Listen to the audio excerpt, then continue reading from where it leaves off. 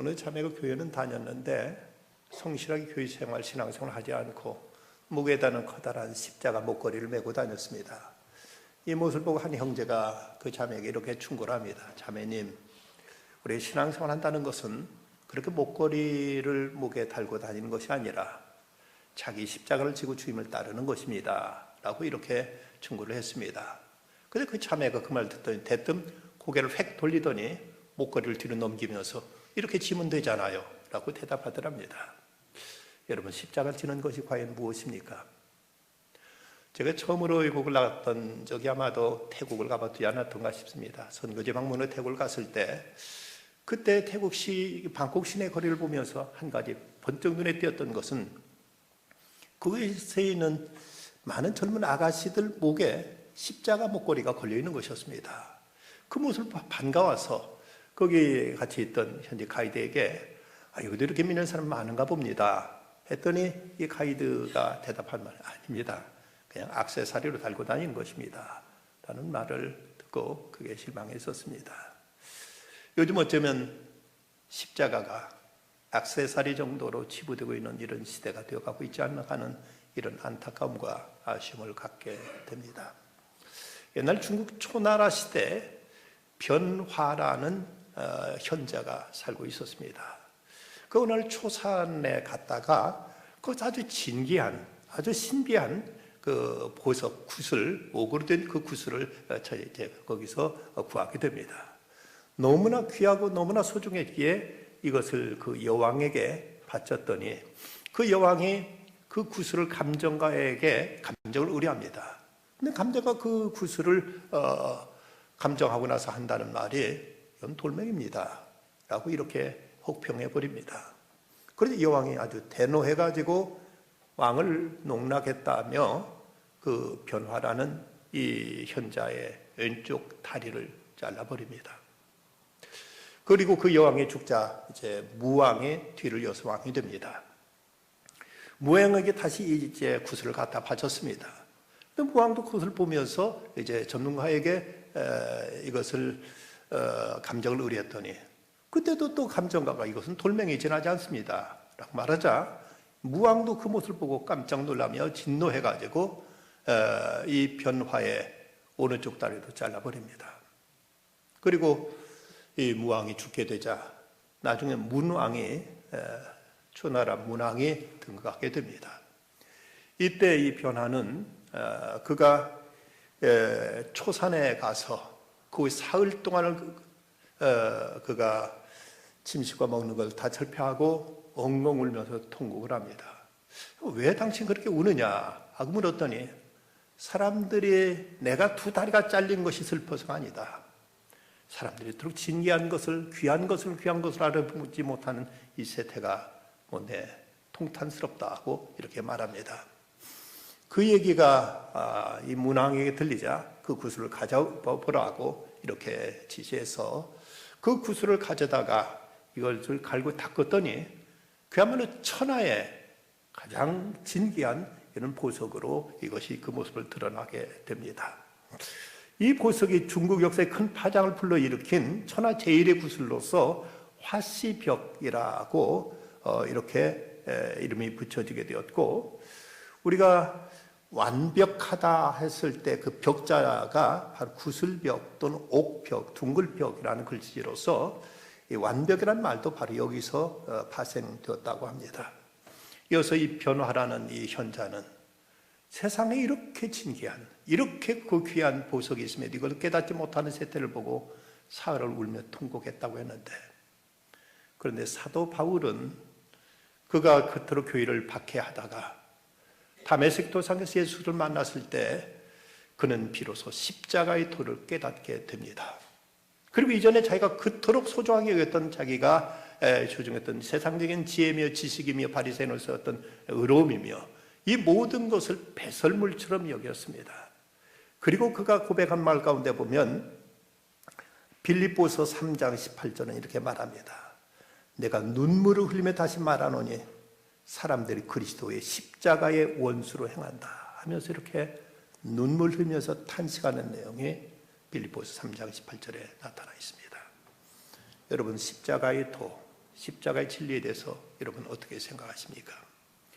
아시시의 성자인 성 프란치스코가 이런 말을 했습니다.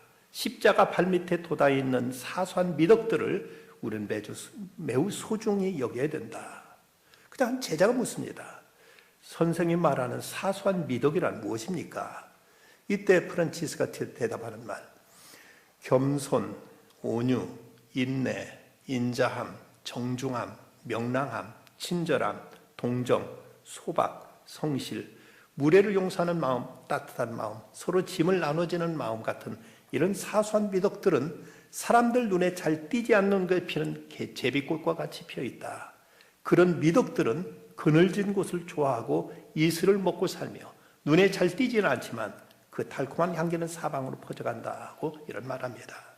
여기서 우리가 이제 생각해야 되는 것은 겸손이라든지 또는 온유라든지 인내라든지 친절, 성실 같은 이런 것들을 성 프란치스코는 사소한 미덕이라고 이렇게 표현했다는 사실입니다. 어쩌면 우리 그리스도의 가장 소중한 그리스도인 덕이라고 말할 수 있죠. 겸손한 것, 인내하는 것, 사람들에게 온유하고 따뜻하게 대하는 것. 그러나 프란치스코는 이것까지도 십자가 앞에서는 사소한 미덕이라고 이렇게 말했습니다. 우리에게 절대적인 가치, 절대적인 진리는 과연 무엇입니까? 바로 십자가입니다. 십자가 이상 어떤 것도 기독교를 대신할 것이 없고 기독교를 표현할 수 있는 핵심적인 가치는 어디서도 우리는 찾을 수가 없음을 분명히 알아야 됩니다. 사도 바울은 오늘 본문 18절에서 십자가의 도가 멸망하는 자들은 미련한 것이요 구원받는 우리에게는 하나님의 능력이 됨이라고 말씀하고 있습니다. 십자가의 도, 이 도라는 길도자는 헬라어로서는 로고스라고 해서 이것이 요한복음 1장 1절에서는 말씀으로 번역되어 있고 이건 십자가의 정신, 십자가의 진리라는 이런 의미로 이제 나타나 있습니다. 당시 옛날 헬라 사람들, 히라빈들은 지혜를 그토록 숭상했고 그리고 공자 선생님은 내가 아침에 도를 깨달으면 저녁에 죽어도 가리라 하는 말을 했습니다. 우리 인생에 참된 진리를 깨달을 수만 있다면 참 내 목숨 이대로 던져도 쉽지 않다고 이렇게 옛날 현인들은 말했다면 과연 이 십자가의 도가 무엇인가? 사도 바울은 복음을 십자가와 결부시키면서 거기에다 최고의 가치를 부여하고 있습니다. 그래서 고린도전서 2장 2절 내가 너희 중에서 예수 그리스도와 그의 십자가에 못 박히신 것 외에는 아무것도 알지 아니하기로 작정하였습니다. 사도 바울은 솔로몬 이후 최고의 현자라고 불렸던 가말리엘의 수제자였습니다. 그는 당시 유대 율법뿐만 아니라 로마의 법률과 헬라의 철학까지도 통달했던 천재 중의 천재였습니다. 그럼에도 불구하고 그는 십자가 외에는 아무것도 알지 않기로 그는 작정했다고 이렇게 말하고 있고 또 그리스도의 나를 보내시면 세례를 베풀게 하려 하심이 아니요 오직 복음을 전하게 하려 하심이로되 말의 지혜로 하지 아니함은 그리스도의 십자가가 헛되지 않게 하려 함이라고 이렇게 말하기까지 하고 있습니다. 존 스토트 목사님은 이런 말을 합니다. 복음주의적인 그리스도인들은 십자가에 달리신 그리스도 안에서 그리고 그리스도를 통하여 하나님이 우리를 대신하여 우리의 죄악을 담당하시고 우리가 죽어야 될 죽음을 대신 죽음으로써 우리로 하여금 하나님의 사랑을 회복하고 그의 가족으로 입양되게 하셨다는 것을 믿는다. 그렇습니다. 신앙의 핵심, 하나님이 우리를 구원하시려고 십자가를 통해 당신을 희생하시고 그리고 우리를 당신의 자녀로 삼아주신 것, 이것이 복음의 핵심이요 이것이 복음의 진수임을 우리는 결코 놓쳐서는 안 됩니다. 이것 빼고 나면 기독교는 하나의 휴머니즘에 지나지 않고 여러 모든 종교와 다를 바가 없는 하나의 일반 종교의 자리로 전락할 수밖에 없음을 우리는 알아야 될 것입니다. 그럼 성경이 증거하고 있는 십자가는 무엇을 의미하는가? 이것은 곧 형벌과 고통의 상징으로서 하나님 우리를 위해서 대신 저주받으신 하나님의 희생을 의미한다고 말할 수 있습니다. 신명기 21장 23절에 보면 나무에 달린 자는 하나님께 저주를 받았음이니라고 말씀하고 있습니다. 유대인들은 십자가형을 가장 치욕적인 것으로 그렇게 생각했었고 그리고 당시 로마에서는 이 십자가는 하나의 사형 도구, 사형틀이었습니다. 이것도 아무에게나 이런 십자가형을 가하는 것이 아니라 국가에 반역했거나 살인범이거나 아주 잔인무도한 이런 죄인을 처벌할 때 이 십자가로 이렇게 처벌했고, 그것도 같은 로마 사람들한테는 이 십자가형을 내리지 않았고 이방 민족 중에서 흉악한 죄를 범했을 때 이 십자가형을 가했다고 합니다. 조세포스의 유대 역사, 1세기 유대 역사가에 의하면은 그 당시 유대 사회에서는 이런 십자가형이 많이 이제 자행되곤 했었다고 이렇게 말하고 있고, 로마의 정치가이며 철학자인 시세로는 말하기를 인간이 내릴 수 있는 가장 잔인하고 무시무시한 형벌이 바로 십자가라고 이렇게 말하고 있습니다. 미국 캔자스 대학교의 해부학 교수인 매츠기 교수는 십자가형의 고통을 이렇게 해부학적으로 분석하고 있습니다. 십자가형은 온몸의 체중이 두 손바닥에 박힌 못에 매달리기 때문에 피부와 살이 찢겨 많은 피가 흐르고 통증이 심하게 된다. 또한 가슴으로부터 팔에 이르는 근육들이 극도로 팽창하여 호흡에 장애를 가져온다. 숨을 내쉴 수가 없어 근육의 산소 공급이 중단된다. 그래서 심한 경련을 일으키게 된다. 이런 증세를 조금이라도 참으려고 죄수는 몸을 위로 치켜 올리려고 하는데 이때마다 체중은 발등에 꽂힌 못에 의지하므로 그 고통은 가중된다. 실제적으로 인간이 당하는 가장 극심한 고통이 바로 이 십자가임을 해부학 교수로서 이렇게 그런 분석하고 있습니다. 그러면 왜 메시아이신 예수님께서 이 십자가 고통을 겪으셔야만 했는가? 여기에 대해서 이사야 선지자는 이렇게 말합니다. 그가 상하면 우리의 죄악 때문이라. 그가 징계를 받으면 우리는 평화를 누리고 그가 채찍에 맞으면 우리는 나음을 받았도다. 우리는 다 양 같아서 그릇 행하여 각기 제 길로 갔거늘 여호와께서는 우리 모두의 죄악을 그에게 담당시키셨도다 고 말하고 있습니다. 하나님께서 우리 인간이 당해야 될 모든 저주와 심판과 그 고통을 우리 대신 바로 예수님께 다 전가시켰다는 것이죠. 그러면 그 초대교회 이단 가운데 영지주의자들은 메시아이신 하나님, 독생자 예수님이 이 땅에 오셨을 때 그분은 영으로 오셨기 때문에 실제적 육체적인 고통을 당한 것이 아니고 그렇게 보여진 것이라는 가연설을 주장했습니다. 하지만 그것은 성경적인 진리가 아닙니다. 예수님께서 십자가를 앞두시고 예수님께서 하신 말씀, 내 마음이 심히 고민하여 죽게 되었으니 너희는 여기 머물러 깨어있으라 하시고, 조금 나아가서 땅에 엎드려 될 수 있는 대로 이 때가 자기의 지나가기를 구하여 이르시되 아빠, 아버지요, 아버지께서 모든 것이 가능하오니 이 잔을 내게서 옮기시옵소서라고 기도하셨습니다. 이 예수님의 기도를 보면 예수님도 이 십자가가 얼마나 참혹하고 고통스러운지를 누구보다도 여실히 아셨기에 탄식하며 내가 죽을 지경이다. 제발 나를 위해서 할 수만 이걸 내게 면해달라고 좀 기도해다오고 제자들에게 부탁까지 하셨던 걸 보게 됩니다. 지난 2010년도 8월에 가이드 포스트에 실렸던 키스 밀러가 쓴 나는 용감해라는 이런 글이 있습니다. 미국 대공황 시기 오클라호마주 전역에 예방방 접종이 시작됐었는데 자기가 초등학교 1학년 다닐 때 학교에서 예방접종을 하는데 먼저 맞은 여학생아이가 그 주사를 맞자마자 자지러지게 울게 되자 다른 아이 아무도 나와서 주사를 맞으러 나오지 않는 것이었습니다. 그저 당황한 간호사와 그 선생님이 어쩔 줄 모르다가 이 기스 어머니한테 뭐라고 속닥 그랬습니다. 근데 어머니가 이 기스를 이렇게 다가오더니 얘야, 내가 먼저 맞는 것이 좋겠다라고 말합니다. 자기는 절대 먼저 맞고 싶지 않았는데 어머니가 하시는 말씀에 어쩔 수 없이 그는 간호사 앞으로 다가갔습니다. 그리고 그가 이제 제가 다음에 맞을게요 라고 그가 이렇게 선생님한테 말했습니다. 그런데 용케도 울음도 이제 터뜨리지도 않고 고함도 지르지 않고 그리고 이제 소매를 내리고는 차분하게 자기 자리로 돌아왔습니다. 그날 그는 배운 것이 많았다고 합니다. 엄마가 내게 읽어주던 이야기 속의 영웅들도 때로는 두려워했을 것이라는 사실이었다. 문득 이런 생각이 들었다.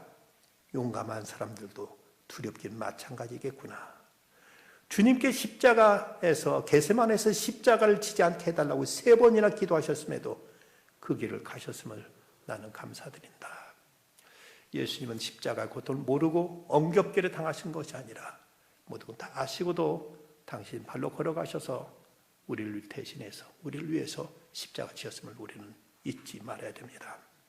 다음 두 번째는 십자가는 하나님의 지혜라고 말씀합니다. 오늘 말씀 18절과 19절, 십자가에 통한 멸망하는 자들에게는 미련한 것이요 구원받는 우리에게는 하나님의 능력이라 기록된 바 내가 지혜 있는 자들의 지혜를 멸하고 총명한 자들의 총명을 폐하리라 하였으니. 당시 그리스 문명에서는 지혜가 가장 귀한 덕으로 이렇게 그렇게 여겨지고 있었습니다. 철학을 말하는 필로소피아라는 이 말은 필로라는 말은 사랑을 말하는 것이고 소피아는 지혜를 말하는 것으로서 그들이 그토록 소중했던 철학이라는 것, 이것은 지혜, 사랑을 의미합니다. 그래서 사람이 지혜를 배운다는 것을 그들의 가장 큰 덕으로 여겼고 헬라의 모든 부모들은 자녀들에게 이 지혜를 가르치기 위해서 모든 수단과 정성을 다 쏟았던 것을 볼 수가 있습니다. 하지만 그들의 지혜에 한계가 있었습니다. 그러기에 그들이 그토록 존경했던 소크라테스는 말하기를 너 자신을 알라고 가르쳤습니다. 스스로 그렇게 지혜했다고 하지만 그러나 너 자신의 무능함, 무지함을 깨달으라 하고 이렇게 말했고, 초대교회 교부 설교자였던 크리소스톰은 오늘의 지혜자들은 자신의 무지를 알지 못한다는 면에서 정말 무지한 사람들이라고 이렇게 꼬집기도 했습니다. 사도 바울은 인간의 지혜와 한계를 지적하면서 이렇게 말합니다. 본문 21절, 하나님의 지혜에 있어서는 이 세상이 자기의 지혜로 하나님을 알지 못하므로 하나님께 전도에 미련한 것을 믿는 자들을 구원하시기를 기뻐하셨도다. 여기서 사도 바울은 인간의 지혜 두 가지 한계를 지적하고 있습니다. 먼저는 인간의 지혜로는 하나님을 알지 못한다.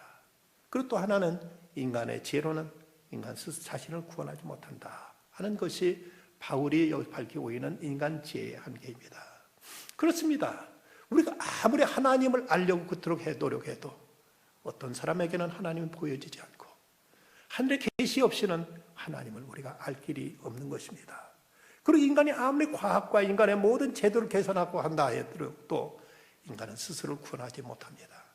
마치 물에 빠진 사람이 물속에 허우적거리면 자기 머리카락을 잡고 들어 올리려고 한다고 해서 자기 몸이 들려 올려지는 것이 아닌 것처럼 인간은 어떤 지혜로도 어떤 노력으로도 스스로 자신을 구하지 못하는 이런 한계가 있음을 알아야 될 것입니다. 우리는 인간의 지혜로 알 수 없다는 것, 진정한 하나님의 뜻을 알 수 있는 이런 지혜가 없음을 우리는 겸손히 인정할 수 있어야 될 것입니다. 그런데 예수 그리스도의 십자가는 하나님의 지혜임을 여기서 우리는 알아야 됩니다. 여러분, 하나님의 두 가지 대표적인 속성을 꼽자면 하나는 의로우심이고 하나는 또 하나는 사랑입니다. 그런데 이 의로움과 사랑은 함께 조화를 이룰 수가 없는 것입니다. 여러분, 의로움, 하나님의 의를 드러내기 위해서는 하나님께 정하신 율법과 그 기준에 따라서 죄에 대해서는 반드시 처벌하시는 것이 의를 드러내는 것이고, 그럼에도 불구하고 또 하나님의 사랑이란 그토록 흉악하고 몹쓸 죄인들이지만 그들을 어여삐고 그들을 긍휼히 여기고 그들을 구원하는 것이 이것이 사랑의 속성입니다. 그런데 이 문제가 어떻게 두 가지가 조화를 이룰 수 있을 것인가? 하나님의 의를 세우자 보면 사랑이 희생될 수밖에 없고, 하나님의 사랑을 드러내자 보면 이것은 하나님의 의가 무너질 수밖에 없습니다. 이 두 가지는 서로 대립적인 가치라서 이것을 조화할 수 있는 어떤 방법도 인간의 계산 속에서는 찾아낼 길이 없습니다. 그런데 하나님은 이걸 어떻게 이 문제를 해결하셨는가? 당신이 희생하심으로, 당신의 아들을 십자가에 못 박음으로 하나님께서 인간의 죄에 대한 심판, 하나님의 의로우심을 드러내셨고, 그리고 예수 그리스도의 희생을 통해서 우리를 살려내시는 하나님의 사랑을 구현하셨다고 이런 말합니다. 하나님의 거저 싸구려로 그냥 그래 너 좀 죄졌지만 내가 용서하마 뭐 그 정도에 내가 눈 감아주마 하고 이렇게 하나님의 우리들의 죄를 덮어주신 것이 결코 아닙니다. 어떤 이는 표현하기를 하나님은 죄에 대해서는 이를 가르시는 하나님이시다. 얼마나 하나님의 죄에 대해서 분노하시면은 당신의 아들 십자가에 다 못 박을 수가 있겠느냐. 죄에 대해서는 하나님 추호도 용납하실 수 없는 하나님의 의로우심 때문에 십자가의 처벌을 하셔만 했고, 그럼에도 불구하고 또 하나님은 우리를 얼마나 사랑하셨던지 당신의 아들을 희생하시면서까지 우리를 구원하신 그 사랑이 나타나 있습니다. 이것이 하나님의 지혜입니다. 당신의 희생을 통해서, 당신의 고통과 아픔을 통해서 우리를 구원하신 사건, 이것이 바로 하나님의 지혜와 하나님의 의로움과 하나님의 사랑의 조화를 이루신 바로 그 지혜라는 것입니다. 그래서 24절 말씀, 오직 부르심을 받은 자들에게는 유대인이나 헬라인이나 그리스도나 하나님의 능력이요 하나님의 지혜라고 말씀하고 있습니다. 고대 그리스에서 힐루카 왕이라는 왕이 있었습니다. 근데 그 당시에는 젊은이들이 얼마나 성적으로 음란하고 타락하고 여러 가지 부도덕한 일들이 자행되었는데, 이러다 보니 사이가 완전히 망하겠다 싶어서 힐루카 왕은 아주 강한 법령을 반포하게 됩니다. 앞으로 이제 이런 불법을 행하게 되면 그러면 두 눈을 뽑아버리겠다 하는 이런 엄한 법을 이제 전국에 반포했습니다. 그런데 이 법이 반포되고 나서 제일 먼저 이것이 이제 저촉된 이 법을 어긴 사람이 누군가 하면 힐루카 왕의 하나밖에 없는 외아들이었습니다. 이 아들이 장차 이제 자신을 이어서 나라를 통치해야 될 터인데, 이제는 자기가 이 아들을 어떻게 해야 될 것이냐, 자기가 이 나라의 기강을 세우기 위해서는 어떻게든 이 아들의 두 눈을 뽑아야 되고, 그리고 이 나라 자기 아들을 또 이제 살리기 위해서는, 아들을 멀쩡한 사람으로 보호하기 위해서는 법을 무시해야 되는, 파괴해야 되는 이런 어떤 딜레마에 빠지게 됩니다. 그때 힐루카 왕은 아들을 끌어오라고 했고, 그리고 아들의 오른 눈을 뽑게 했습니다. 그리고 이제 왼쪽 눈을 뽑으려고 할 때 멈춰라, 그리고는 내 눈을 뽑아라 하고 자기의 왼쪽 눈을 뽑게 함으로써 두 눈을 뽑겠다고 약속한 대로 두 눈은 뽑혀졌지만, 자기 눈을 하나를 뽑음으로 인해서 아들이 장차 두 앞 세상을 전혀 보지 못하는 가운데 세상을 통치하는 이런 이제 변을 면하게 했고, 대신 자기 눈을 하나 뽑음으로 인해서 추상같이 더 이상 이런 죄악의 세상에 더 이상은 이제 반복되지 못하도록 험한 법을 세우게 됐다는 것입니다. 바로 하나님의 그리스도의 십자가가 하나님의 의와 하나님의 사랑이 참으로 지혜롭게 조화를 이룬 사건, 이것이 그리스도의 십자가임을 우리는 알아야 됩니다. 그런가 하면 십자가 하나님의 능력이라고 말씀합니다. 18절 말씀 다시 한번 보면, 십자가의 도가 멸망하는 자들은 미련한 것이로요 구원받는 우리에게는 하나님의 능력이라, 하나님의 능력이라고 말씀합니다. 1세기 헬라 문명을 다음 세대를 전수하고 있던 때, 그 당시 인류 문명의 또 하나의 축은 유대인들이었습니다. 그런데 유대인들은 그때 무엇을 가장 귀하게 여기는? 능력, 파워, 힘이었습니다. 그들은 정치적으로 이미 힘을 잃어 로마의 지배하에 있었지만, 정치적으로 어떤 권력의 힘을 가질 수 없지만, 이제 우리가 이런 상황에서 가질 수 있는 힘은 재력, 금력이라고 생각해서 세계 각지에 흩어져 살면서 무역을 통해서, 상거래를 통해서 엄청난 부를 그들은 이루게 됩니다. 그때부터 유대인들은 아예 돈 버는 데 있어서는 그야말로 귀재라고 할 만큼 그들은 이제 금력을 통해서, 돈을 통해서 자신들의 안전을 지키고 자신들의 영향력을 행사하는 데 있어서는 저희들은 거기에 큰 관심을 가지고 있었던 것입니다. 그 유대인들이 원했던 것은 어떤 눈에 나타난 보이는 어떤 힘, 그리고 어떤 표적, 이것을 원했습니다.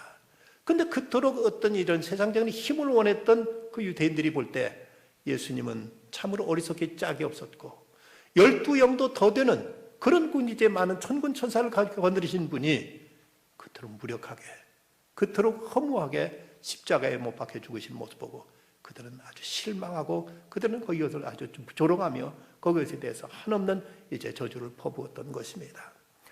그런데 예수님은 아무 힘없이 그토록 무력하게 십자가를 지십니다. 그 예수님의 십자가 그토록 어리석어 보였고 무능해 보였지만, 그런데 그 십자가가 인간을, 우리를 구원하셨고 부활의 능력을 나타내게 되었다는 것입니다. 어떻게든 예수님을 살리려 했던 빌라도, 그래서 그는 이제 바나바를 대신 십자가에 못 박기를 원했지만, 백성들은 예수를 십자가에 못 박으소서 외쳐댑니다. 일본의 소설, 크리스찬 소설가 엔도 슈야코는 예수의 생애라는 책을 통해서 그렇게 표현합니다. 그때 예수는 개처럼 끌려가서 죽임을 당했다. 사람들이 예수를 십자가에 못 박아서 십자가에 못 박아서 외쳤지만 이것은 어쩌면 예수님을 향해서는 차라리 죽어라, 되져버리라 하고 이렇게 저주와 악담을 쏟아 부은 것으로 작가적인 그런 상상력을 통해 이렇게 앤더슈 사건은 말하고 있습니다. 근데 바울은 말합니다.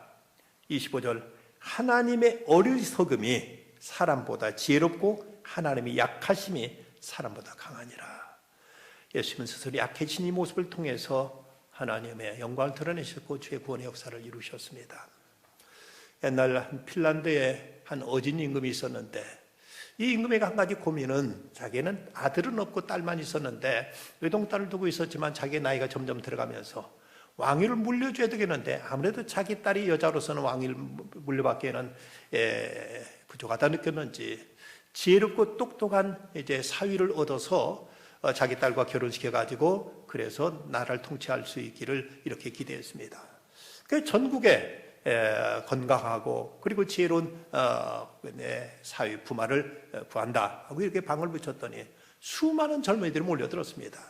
먼저 그들에게 활쏘기, 말타기, 칼싸움하기 등을 해서 20명의 무슨 젊은이들을 골랐습니다. 여기서 그들에게 무력을 이제 테스트한 다음에 그들에게 다음 하나의 문제는 지혜의 테스트였습니다. 하늘과 땅을 잇고 사람과 사람을 이을 수 있는 커다란 그런 나무를 구해오라 하고 이렇게 저들에게 일렀습니다. 근데 모든 젊은이들, 20명의 젊은이들이 모두 전국 흩어지면서 도대체 얼마나 나무가 크면 하늘과 땅을 이을 수 있고 사람과 사람을 연결시킬 수 있을까? 고심고심하고 있었는데 모두 흩어지는 그때 수녀원에서 고아로 자란 존 페로라는 청년이 있었습니다. 그도 거기에서 이제 먼저 어떤 무예에 있어서는 거기에서 합격을 했는데 도대체 어떻게 하면 이것을 얻을 수 있을까 하다가 그가 하나님께 기도합니다. 하나님, 하늘과 땅을 연결하고 사람과 사람을 이을 수 있는 나무가 무엇인지 가르쳐 주시옵소서. 하나님께 간절히 기도했습니다. 그리고 이제 정한 기간이 다 돼가지고 돌아와야 되는데 도무지 어떤 나무가 이렇게 된 나무인가를 생각지 못하고 있는데 문득 성전에서 보니까 앞에 걸려있는 나무가 바로 하늘과 땅, 십자가가 바로 하늘과 땅을 잇고 사람과 사람을 연결시켜주는 나무임을 깨닫고 그런 나무를 십자가를 만들어 왕 앞에 가져가서 이걸 보여줍니다. 근데 왕이 무릎을 치면 그래 맞다. 네가 정말 지도자감이구나. 십자가야말로 하늘과 땅을 이을 수 있고 사람과 사람을 이어줄 수 있는 이런 가장 귀한 평화의 나무니라라고 이렇게 말했다고 합니다. 토마스 아 켐피스는 이런 말을 합니다. 십자가에는 구원이 있고 십자가에는 생명이 있고 십자가는 원수를 이기는 힘이 있고 하늘의 행복이 있고 영혼의 능력이 있다. 십자가는 영혼의 즐거움이 있고 덕이 있고 그 덕의 극치가 있고 영원한 완성이 있다. 십자가가 아니면 어떤 영혼도 구원하지 못하고 십자가가 아니면 어느 누구도 자유할 수 없고 생명도 희망도 십자가를 떠나서는 있을 수 없다. 그대가 자기 십자가를 지고 예수님을 따르는 길밖에는 생명의 길이 없다고 이런 말을 합니다. 근데 예수님께서는 마태복음 10장 38절에서 또 자기 십자가를 지고 나를 따르지 않는 자도 내게 합당하지 아니하니라 라고 말씀하십니다. 예수님께서 그토록 저주스러운 십자가를 대신 우리를 위해서 희생하심을 지셨고 그것이 참된 지혜요 능력이 되었다면 우리도 마땅히 우리에게 주어진 그 십자가를 지고 주님을 따를 것을 말씀하고 있습니다. 우리가 십자가를 진다는 건 무엇을 말하는 것인가? 예수님처럼 나무를 만들어 거기에 못 박히는 것 십자가를 지는 것인가? 그것이 아니라 우리가 예수를 믿는 데 있어서 우리에게 주어진 책임과 우리의 사명을 다하는 것, 이것이 곧 자기 십자가를 지는 것임을 말씀하고 있습니다. 라인홀드 니버는 이런 말을 합니다. 책임이란 말을 빼버리면 인생은 아무 의미도 없다. 우리 삶에서 책임이라는 것을 우리가 빼버린다면 인생은 아무 의미가 없다. 우리 신앙도 마찬가지 아니겠습니까? 아무것도 희생하지 않고 아무것도 요구하지 않는 믿음은 가치가 없다고 말합니다. 합당한 희생 없이 얻을 수 있는 것은 쓰레기밖에 없습니다. 헨리 브레카비는 이런 말을 합니다. 십자가가 없다면 기독교 신앙도 존재하지 않는다. 왜냐하면 당신이 십자가를 지지 않고서는 예수님의 제자가 될 수 없기 때문이다. 예수님께 십자가를 지심으로 우리를 권하시다면 마땅히 우리가 주어진 십자가를 지고 주님을 따르는 것이 당연한 도리 아니겠습니까? 류 웰리스가 쓴 배너를 보면 참 감동적인 장면이 나옵니다. 여러분들 보시면 잘 아시겠습니다만은 로마의 지배에 있던 당시 이스라엘에서 주다 베너라는 한 귀족이 있었습니다. 그런데 자기 친구 그 유다의 그 로마의 장군에 있던 친구였던 멜살라와 친분을 가졌는데 그의 독립적인 의지를 이제 꺾기 위해서 멜살라는 이 주다 베너를 어떤 이제 로마에 있던 반역범으로 몰아서 그를 이제 그 노예로 팔아버립니다. 노예로 끌려가서 그는 이제 로마의 범선 밑에서 노를 젓는 이런 노예로 일하다가 그 전쟁에서 배가 파손되면서 그 배의 선장이었던 그 장군 호민관을 살려내게 됩니다. 이 때문에 그의 양자로 입적되었고 그리고는 이제 복수를 위해서 유다로 예루살렘 돌아오게 되지요. 오는 도중에 그토록 유명한 엄청난 이제 전차 경기도 이루어집니다. 근데 막상 돌아와 봤지만 모든 게 절망적이었습니다. 도무지 자기와 이스라엘의 연약한 힘으로 로마를 꺾을 수 없다는 그런 한계의 벽에 부딪히게 되고 더더군다나 그를 더욱 절망시켰던 것은 자기 어머니와 자기 누이가 문둥병에 걸려 있는 것이었습니다. 참으로 로마에 대한 분노와 증오심과 복수심에 불타면서도 어찌할 수 없는 자기 한계 속에서 몸부림치다가 예수님 십자가에 달리시는 모습을 목격하게 됩니다. 천둥 번개가 내리치면서 폭우가 쏟아지는데 예수님이 십자가에 못 박히셔서 예수님이 하시는 말씀, 아버지 저들의 죄를 사하여 주시옵소서. 자기들이 하는 건 알지 못함입니다. 그 엄청난 말씀과 함께 예수님 피가 이 빗방울과 함께 섞이 이제 땅을 적실 때 그때 그 피에 의해서 자기 어머니와 누이가 문둥병에 고쳐지는 이런 기적이 일어나게 됩니다. 비로소 주다 베너는 참으로 세상을 변화시키는 것은 미움과 증오와 복수가 아니라 사랑이라는 사실과 함께 그리스도의 십자가의 보혈이 인류를 구원한다는 사실을 인정하게 되는 것입니다. 십자가는 우리들의 모두를 대신한 사건입니다. 그래서 존 스토트 목사님은 대신한다는 것은 죄와 구원의 핵심에 모두 존재한다. 왜냐하면 죄란 본래 하나님의 자리를 자신이 대신한 것이고 구원의 본질은 하나님께서 인간의 자리를 스스로 대신하여 십자가를 지신 것이다. 죄란 인간이 하나님 대신하려 한 것이고 구원은 하나님이 우리 대신 벌 받으신 것이 구원이라고 이렇게 설명했습니다. 일본의 동지사 대학교에서 문재인은 두 교수를 반대해가지고 학생들이 모여가지고 강당에 다 몰려 들어가지고 이제 성토대를 열었습니다. 그때 니지마조 총장이 강단에 올라오더니 준비했던 회초리를 가지고 자기의 그 종아리를 막 내리치기 시작하는 것입니다. 학생들이 놀라가지고 그 총장에게 회초리를 빼앗았는데 이미 총장의 종아리에서는 선혈이 낭자했습니다. 이때 니지마 총장이 이렇게 말합니다. 잘못이 있는 두 교수 대신 내가 맞았고 학교를 소란하게 한 학생들 대신 내가 벌을 받았습니다. 이제 교수도 학생들도 받아야 될 벌 다 치렀으니까 모두 용서되었습니다. 해서 그 어려움을 이제 진정시켰다고 합니다. 전에 중앙일보 기자가 방질 목사님, 한국교회가 존경하는 방질 목사님께 인터뷰하며 물었습니다. 기독교 신앙의 핵심이 무엇입니까? 이분이 한마디로 대답하신 말씀이 죄사함이다. 하나님 나라는 죄가 없다. 그래서 죄를 안고서는 그 나라에 들어갈 수 없다. 그러니 죄로 얼룩진 우리가 예수 그리스도를 통하여 죄사함 받는 것 이것뿐이다 라고 기독교 신앙의 핵심을 이렇게 말했습니다. 인도의 썬다식은 나는 주저함 없이 말한다. 십자가를 지는 자들을 책임진다. 그리스도의 십자가는 십자가를 지는 자들을 책임진다. 오늘 구약의 말씀, 모세가 놋뱀을 만들어 장대 위에 타니 뱀에게 물린 자가 다 놋뱀을 쳐다본 적 모두가 살더라. 그 놋뱀이 당시 이스라엘 살렸다면 오늘 예수 그리스도의 십자가가 믿고 따르는 자를 살려냅니다. 우리 모두가 이 믿음에 서야 되겠습니다. 기도하십시다. 아버지 하나님, 주님의 십자가 의자의 주 앞에 나왔습니다. 아버지 하나님, 십자가 보혈을 저희 씻어주시고 저희에게도 각기 지어진 십자가 지고 주님 따르는 저희들 다 되게 해 주시옵소서. 이 땅을 십자가의 보혈로 적셔주셔서 이 모든 코로나19와 고통당하는 이 모든 이에게 주님의 치유의 역사를 나타내 주시옵소서. 예수님의 이름으로 기도드리옵나이다. 아멘.